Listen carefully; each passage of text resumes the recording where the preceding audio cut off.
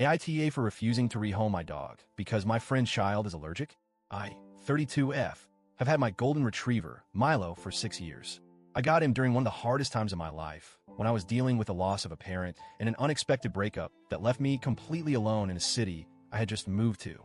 I had no family nearby, no real support system, and was sinking into one of the worst depressive episodes I've ever experienced. Milo was my light in all of that. I got him as a puppy, trained him myself, and he became my constant.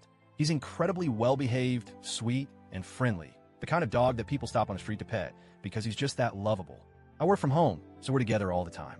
He sleeps in my room, follows me around the house, and genuinely feels more like a child to me than a pet. I own my home, a modest but comfortable place with a big yard. There's a detached guest house on the property that I normally rent out, but I'd been between tenants for a few months. That little fact became very relevant when one of my closest friends, Erica, 34F, and her husband, Jake, 36M, found themselves in a tough spot. Erica and I have been friends for over a decade. We met in college, and even though life took us in different directions, we always stayed close. She and Jake have a 5-year-old daughter, Lily, and while I don't have kids myself, I love Lily to pieces. I've been around since she was born, and she even calls me Annie.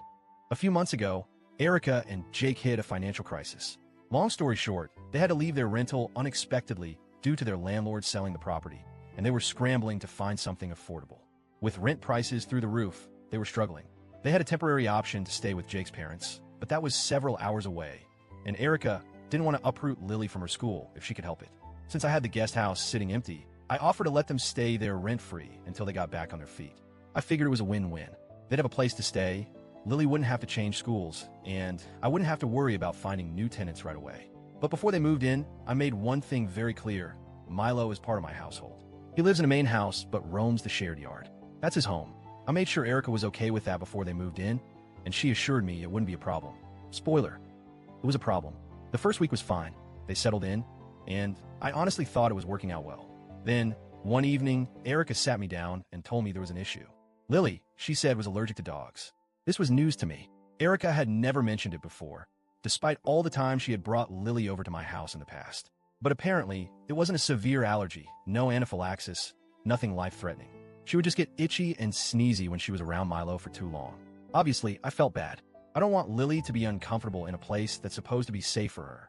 So I immediately offered to make adjustments. I told Erica that I'd keep Milo out of the guest house entirely, and even suggested getting an air purifier to help with allergens. I was more than willing to work with her on this. But that wasn't enough. Erica told me that even having Milo in the yard was too much of a risk, and that I needed to rehome him entirely if I wanted them to stay. I actually laughed at first. Like, I genuinely thought she was joking. I said, "Wait, you're not serious, right?" She was.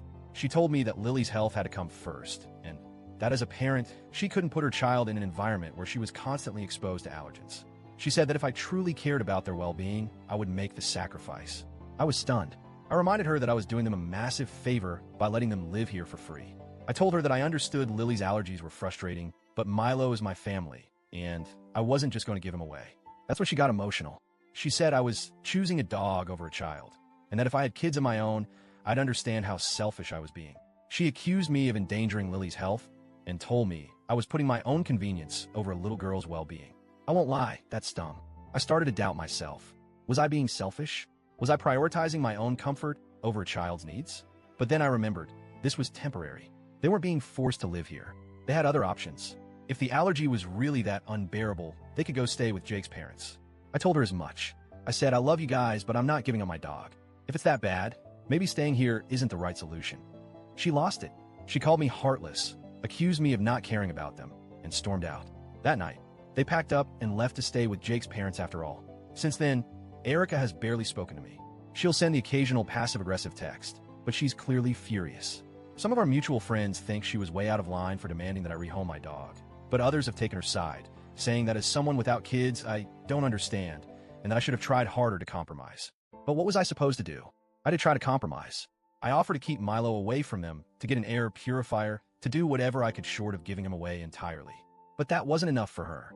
I feel guilty because I never wanted things to end like this. I hate that Lily was uncomfortable. I hate that my friendship with Erica is probably ruined. But at the same time, I can't imagine giving Milo up.